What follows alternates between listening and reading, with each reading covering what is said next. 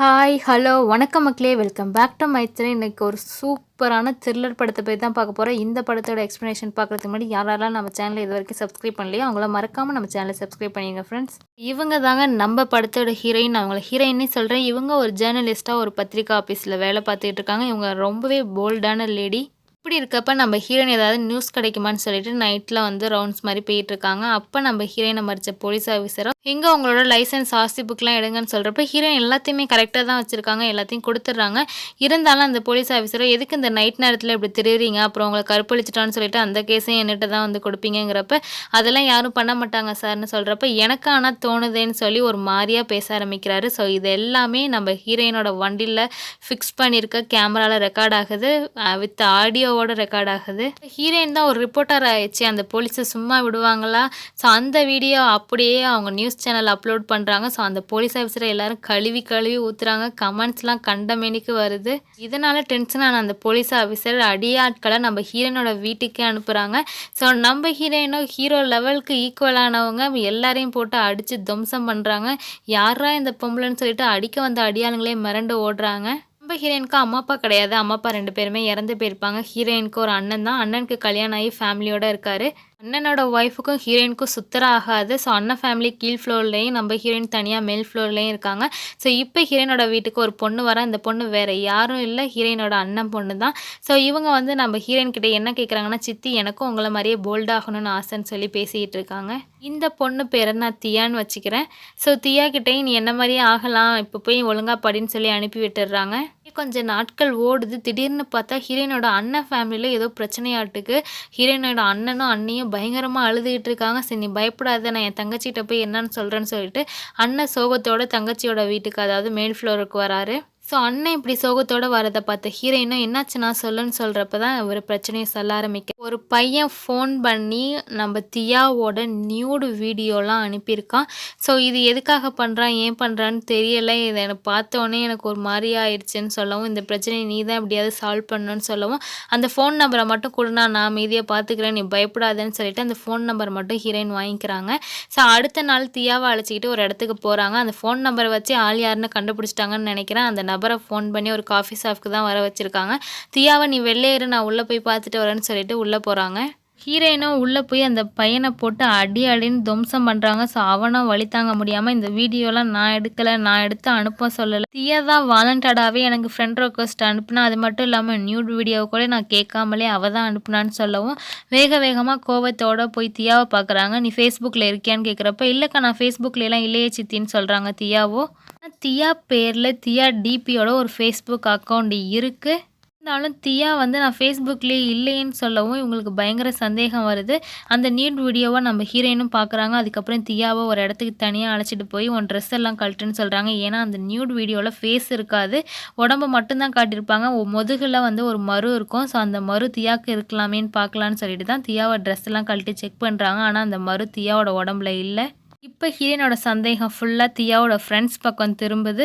So உன்னோட school friends எல்லாம் நம்ம மீட் பண்ணணுமேன்னு சொல்லிட்டு அவங்கள ஃப்ரெண்ட்ஸ் எல்லாம் மீட் பண்ணுறதுக்காக ஹீரோயின் அங்கே போகிறாங்க. ஸோ தியாவோட ஃப்ரெண்ட்ஸ் எல்லாமே ஒரு இடத்துல அரேஞ்ச் ஆகியிருக்காங்க. ஹீரோயினும் அவங்கள போய் மீட் பண்ணுறாங்க. ஸோ ஒவ்வொருத்திக்கிட்டையாக பேசி கொஞ்சம் கொஞ்சமாக அப்படியே லைட்டாக கட்டுப்பிடிக்கிறாங்க.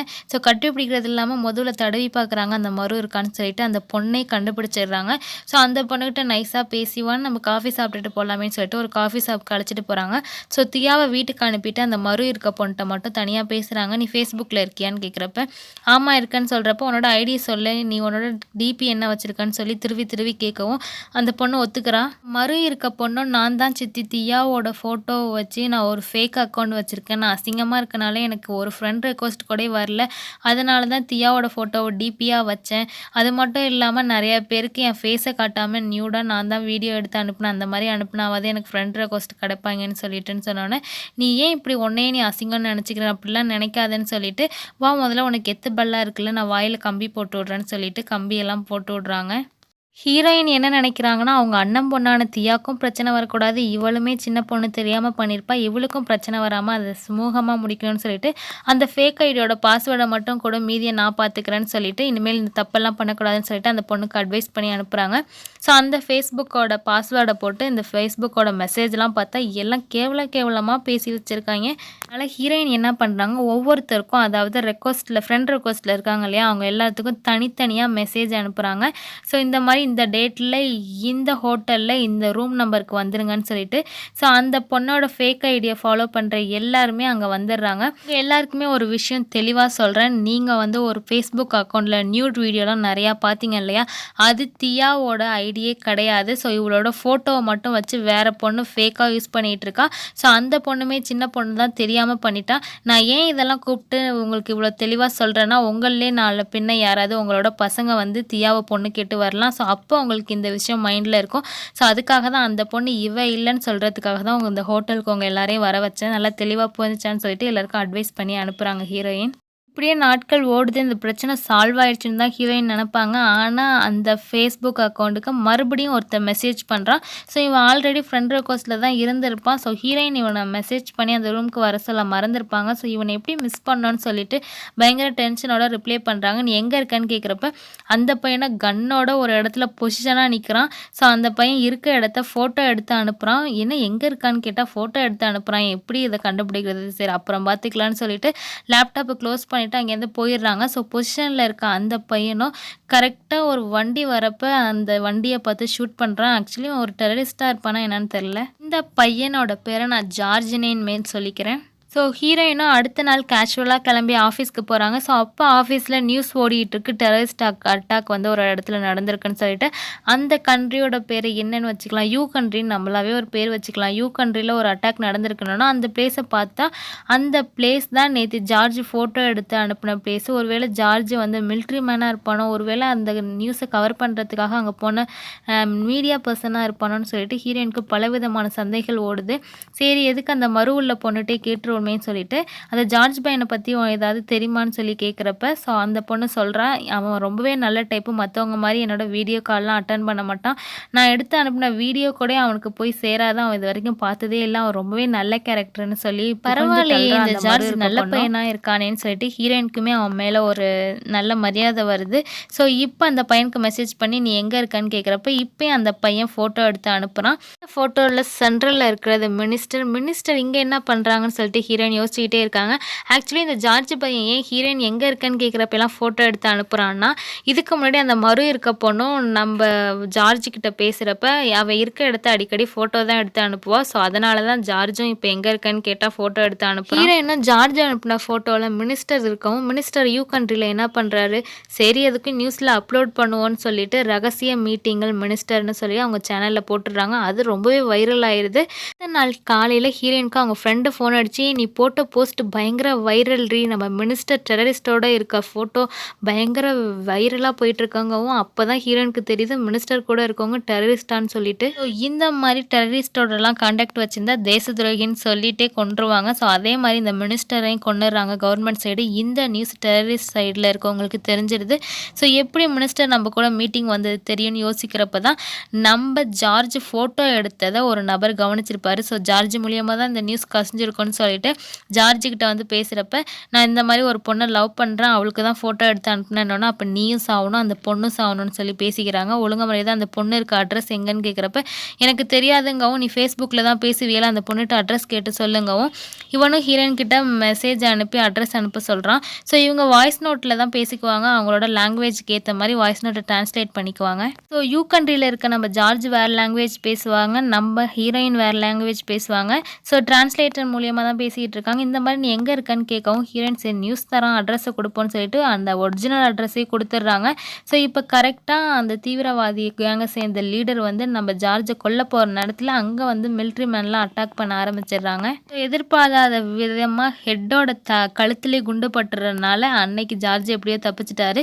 இருந்தாலும் கொல்ல வந்தவரே காப்பாற்றுறாரு நம்ம ஜார்ஜ். அவங்களோட டீம் லீடரை தோளில் போட்டு தூக்கிக்கிட்டு அங்கேருந்து எப்படியோ தப்பிச்சு அழைச்சிட்டு போயிடறாரு.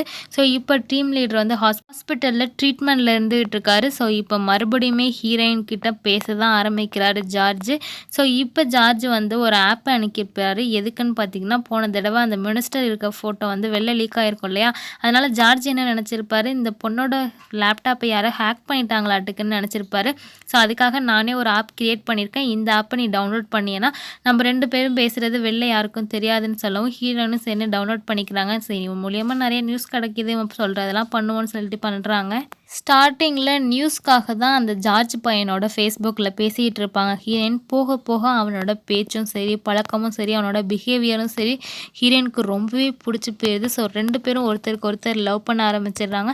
ஆக்சுவலி நம்ம ஜார்ஜ் லவ் பண்ணுறது டிபியில் இருக்க ஹீரோயினோட அண்ணன் பொண்ணான தியாவை. ஜார்ஜுக்கோ தியா மாதிரி ஹீரோயின் தான் பேசிக்கிட்டு இருக்காங்க விஷயம் சுத்தரா தெரியாது. ஸோ அவர் லவ் பண்ணுறதோ தியாவை தான், டிபியில் இருக்க தியாவை தான் லவ் பண்ணுறாரு. மறுபடியும் நம்ம ஹீரோயின் ரவுண்ட்ஸ் போகிறாங்க. ஆல்ரெடி முன்னாடி ஒரு தடவை பிடிச்சாரு பார்த்தீங்களா நம்ம ஹீரோயினா, அந்த போலீஸ் ஆஃபீஸர் இப்போயும் ஹீரோயினை லாக் பண்ணுறாரு. ஸோ போன தடவை என் பேரே கெடுத்துட்டியல, இந்த தடவை உனக்கு சும்மா விட மாட்டேன்னு சொல்லிட்டு நம்ம ஹீரோயினை அரெஸ்ட் பண்ணி ஜீப்பில் ஏற்றிட்டு போகிறாரு. ஸோ அப்போ கரெக்டாக ஜார்ஜிக்கிட்டேருந்து மெசேஜ் வருது ஃபேஸ்புக்கில். ஸோ மறுபடியும் 2 பேர் வாய்ஸ் நோட் மூலியமாக பேசிக்க ஆரம்பிக்கிறாங்க. ஸோ அப்போ வந்து ஹீரோயின் வந்து இந்த மாதிரி நான் என்னை போலீஸ் அரெஸ்ட் பண்ணி ஸ்டேஷனுக்கு அழைச்சிட்டு போகிறாங்க, என்னை அரெஸ்ட் பண்ணி அழைச்சிட்டு போகிற போலீஸ் ஆஃபீஸர் நேம் கூட இதுதான் சொல்லவும் ஜார்ஜுக்கு பயங்கர டென்ஷன். ஏன்னு பார்த்தீங்கன்னா, ஜார்ஜோட ஃபேமிலியே போலீஸ் தான் ஒரு வாரில் சுட்டு கொண்டிருப்பாங்க. ஸோ ஹீரோயினை இந்த மாதிரி பண்ணிடுவாங்களோன்னு பயந்துக்கிட்டு என்ன பண்ணுறாரு, ஸோ அந்த ஊரில் ஹீரோயின் இருக்க ஊரில் இருக்க அவங்களோட ஆளுங்கள்கிட்ட சொல்லி அந்த போலீஸ் டீமே கொண்டுடுறாரு. ஸோ இதை பார்த்தோன்னே ஹீரோயின் மறண்டு போயிடுறாங்க, யாரா இவன்னு சொல்லிட்டு. ஸோ ஜார்ஜோ ஹீரோயினை உண்மையாக உயிருக்கு உயிராக லவ் பண்ணுறான். ஹீரோயினுக்காக உயிரை கொடுக்க கூட தயாரான நிலைமையில தான் ஜார்ஜ் இருக்கான்.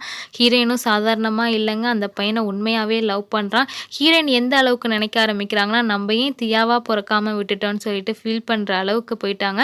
ஹீரோயின் என்ன பண்ணுறாங்க, ஜார்ஜ் கிட்ட உன்னோட ஃபோட்டோவை அனுப்புன்னு கேட்கவும் அவரும் ஒரு ஃபோட்டோவை அனுப்புகிறாரு. 3 சின்ன பசங்களை பிணை கைதியாக மிலிட்ரி மேன்ஸ் பிடிச்சி வச்சிருக்க மாதிரியான ஃபோட்டோ. இதை பார்த்தோன்னே ஹீரோயின் என்ன நினைக்கிறாங்க, ஒருவேளை அவன் மிலிட்ரி மேனாக இருப்பானான்னு சொல்லிட்டு ஒரு மிலிட்ரி ஆஃபீஸரோட ஃபேஸை மட்டும் ரவுண்ட் பண்ணி இதுதானே நீன்னு கேட்குறப்ப அவன் பயங்கரமாக அழுகுறான். அது இல்லை, நான் மிலிட்ரி ஆஃபீஸர், கொடூரமாக 3 சின்ன பசங்களை பிடிச்சி வச்சிருக்காங்கல்ல, அந்த சிறுவனில் ஒருவன் தான் நான் சொல்லவும் அப்போ நீ டெரரிஸ்டான்னு ஹீரோயின் கேட்க ஆரம்பிக்கிறாங்க. இல்லை, எங்கள் உரிமைகளை தீவிரமாக கேட்குறனால எங்களை தீவிரவாதின்னு சொல்கிறாங்க அப்படின்னு சொல்லி அவன் பேசுகிறான். ஸோ அவனோட பேச்சு எல்லாமே ஹீரோயினுக்கு ரொம்ப பிடிச்சிருக்கு. ஸோ தியாவை கூடவே அதிகமாக டைம் ஸ்பெண்ட் பண்ண ஆரம்பிக்கிறாங்க. ரொம்பவே ஃபீல் பண்ணுறாங்க ஹீரோயின், நம்ம ஏன் தியா மாதிரி பிறக்கல, தியா இவ்வளோ அழகாக இருக்காளே, ஒருவேளை நம்ம தியாவாக பிறந்திருந்தால் கண்டிப்பாக நம்ம ஜானை கல்யாணம் பண்ணிக்கலாம் அப்படிங்கிற மாதிரிலாம் யோசிக்க ஆரம்பிக்கிறாங்க. ஸோ டெய்லி இவங்க சாப்பிட்றது எல்லாத்தையுமே ஜானுக்கு ஃபோட்டோ எடுத்து ஃபேஸ்புக் மூலியமாக அனுப்புகிறாங்க. அதே மாதிரி ஜானும் அவர் சாப்பிட்றது எல்லாம் ஹீரோயினுக்கு ஃபோட்டோ எடுத்து அனுப்புகிறாரு. இவங்களோட காதல் வளர்ந்துக்கிட்டே போகுது. ஹீரோயினுக்கு ஜானுக்கு துரோகம் பண்ணுறோமோங்கிற ஒரு எண்ணம் வருது. அதனால் 1 வீக்காக பேசாமலே இருப்பாங்க ஃபேஸ்புக்கில். இதனால் ஜான் என்ன பண்ணுவார், நேராக ஹீரோயின் படிக்கிற ஸ்கூலுக்கே வந்துட்டுன்னு வந்து மெசேஜ் பண்ணுவார். ஆக்சுவலி தியா ஸ்கூல் தானே படிச்சுக்கிட்டு இருப்பாங்க. ஸோ அதனால் தியாவோட ஸ்கூலுக்கே வந்துட்டாங்கவும் ஐயோ தியாட்ட போய் பேசினானே பிரச்சனை ஆயிருமேன்னு சொல்லிட்டு அங்கேருந்து ஹீரோயின் வேக வேகமாக கிளம்புறாங்க. அப்போ சிபிஐ ஆஃபீஸர்ஸ்லாம் வந்து நம்ம ஹீரோயினை அரெஸ்ட் பண்ணி அழைச்சிட்டு போகிறாங்க. ஸோ ஹீரோயின் ஃபேஸ்புக்கில் இந்த மாதிரி டெரரிஸ்டோட பேசிக்கிட்டு இருக்காது சிபிஐக்கு எப்படியோ தெரிஞ்சிருக்கு. ஸோ அதனால் ஹீரோயினை அரெஸ்ட் பண்ணி அழைச்சிட்டு போயிட்டாங்க. ஸோ இப்போ சிபிஐலாம் ஹீரோயினை பிணக்கைதியாக பிடிச்சி வச்சுக்கிட்டு அவன்கிட்ட மெசேஜ் பண்ணுன்னு சொல்கிறாங்க. ஸோ இப்போ நீ எங்கே இருக்க ஜார்ஜின்னு ஹீரோயின் கேட்குறப்ப, நான் ஸ்கூலில் தான் வெயிட் பண்ணிகிட்டு இருந்தேன், நான் இங்கே வந்த விஷயம் எப்படியோ சிபிஐக்கு தெரிஞ்சிருச்சுன்னு என் ஆட்கள் மூலியமாக தகவல் வரவும் நான் கிளம்பிட்டேன்னு சொல்கிறாங்க. ஸோ இப்போ சிபிஐ ஹீரோயினை என்ன மெசேஜ் போட சொல்கிறாங்கன்னா, உன்னை தேடி நானே உன் ஊருக்கு வரேன்னு சொல்லி மெசேஜ் போடுன்னு சொல்லவும் ஹீரோயினாக வேறு வழி இல்லாமல் அதே மாதிரி மெசேஜ் போட்டுடுறாங்க. ஸோ எதுக்காக இந்த பிளான் பார்த்தீங்கன்னா, ஹீரோயினையும் தியாவையும் அழைச்சிட்டு போய் அந்த டெரரிஸ்ட் கும்பலே பிடிக்கிறதுக்கு தான் இந்த சிபிஐ பிளான் போட்டிருக்கு. ஸோ ஹீரோயினையும் ஹீரோயினோட அண்ணன் பொண்ணான தியாவையும் அங்கேருந்து அழைச்சிட்டு போகிறாங்க. ஹீரோயினுக்கு மிகப்பெரிய வருத்தம் என்னென்னா, ஜானுக்கு எதுவும் ஆயிடக்கூடாதுன்னு ரொம்பவே ஃபீல் பண்ணுறாங்க. அதே சேம் டைம் நம்மளால் தியாவுக்கும் எதுவும் ஆயிடக்கூடாதுன்னு ஃபீல் பண்ணுறாங்க. சிபிஐ வந்திருக்க விஷயத்தை எப்படியாவது ஜானுக்கு தெரியப்படுத்தலாம்னு ட்ரை பண்ணுறாங்க. இல்லை எது பண்ணாலுமே சிபிஐக்கு தெரிஞ்சிருது. எப்படின்னு பார்த்தீங்கன்னா, ஜானோட டீமில் சிபிஐயோட ஒரு ஸ்பை இருக்காங்கன்னு தெரிய வருது. ஸோ இதனால் ஹீரோயினால் எதுவுமே பண்ண முடியல. ஆனால் ஜானுக்கு ஒரே ஒரு ஆசை தான், சாகிறதுக்குள்ளே எப்படியாவது தியாவை நேரில் பார்த்துடணும். தியாவை நேரில் பார்த்து அந்த நிமிஷம் கூட இறந்தா பரவாயில்லைங்கிற முடிவில் தான் ஜான் இருக்கார். ஸோ எப்படியோ அங்கே மிகப்பெரிய வார் மாதிரி நடக்குது டெரரிஸ்ட் கேங்க்கும் சிபிஐக்கும் இடையில. ஸோ இதுக்கு இடையில ஜான் வந்து தியாவை பார்த்துடுறாரு. ஆனால் அந்த காதலோட ஹீரோயின் தான் பார்க்குறாங்க. வராங்க. ஹீரோயின் யாருன்னு கூட ஜானுக்கு தெரியல. பார்த்த நிமிஷம் அதே நேரத்தில் ஜானை தலையிலே ஷூட் பண்ணி கொன்னுடுறாங்க. ஸோ இதனால் ஹீரோயின் ரொம்பவே ஃபீல் பண்ணி அழுகிறாங்க. தியாவுக்கு இறந்த பையன் யாருன்னு கூட தெரியாது. ஆனால் நம்ம ஜான் தியாவை பார்த்துக்கிட்டே தான் இறந்துருப்பா. ஜான் இறந்துட்டாருங்க. ஸோ ரொம்பவே சோகமான விஷயம். இந்த படம் ரொம்பவே சூப்பராக இருந்துச்சு. டைம் இருந்தால் கண்டிப்பாக இந்த படத்தை பாருங்கள். இந்த படத்தோட பேர் ராங்கி. ஸோ மறக்காமல் நம்மளோட சேனலையும் சப்ஸ்கிரைப் பண்ணிடுங்க. டிஸ்கிரிப்ஷனில் ஸ்டோரி டெல்லிங்னு இன்னொரு சேனல் கொடுத்துருக்கேன். அந்த சேனலில் ஐலி வெப் சீரிஸ் போட்டிருக்கேன். அதுவுமே ரொம்ப பாப்புலராக போயிட்டுருக்கு. ஸோ அந்த வீடியோவையும் மறக்காமல் பாருங்கள். ஸோ ஒரு வழியாக அங்கேருந்து நம்ம ஹீரோயினும் தியாவும் ஊருக்கு வந்துடுறாங்க நல்லபடியாக. இதோட இந்த படம் முடியுது. தேங்க்யூ.